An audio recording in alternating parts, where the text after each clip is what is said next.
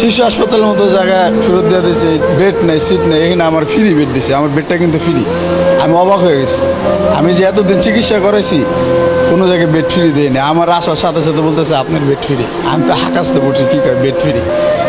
এই এত সুযোগ সুবিধা থিয়া আর চিকিৎসা আমি ভালো পেয়ে আমি আরেক জায়গায় কেন যাবো, আর কী কারণে যাব?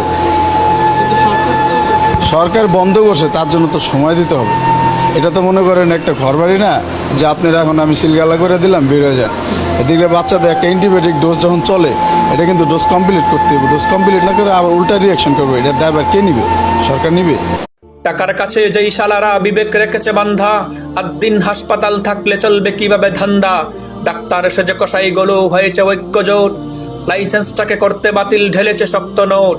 রোগী মারা যায় অজুহাতে যদি হসপিটাল হয় বন্ধ, তবে দেশের কোনো হসপিটালই বাদ যাবে না রে অন্ধ। স্বল্প খরচে চিকিৎসা দেওয়া সহ্য হয়নি যাদের, দিনটাকে বন্ধ করতে গাত্র জ্বলেছে তাদের।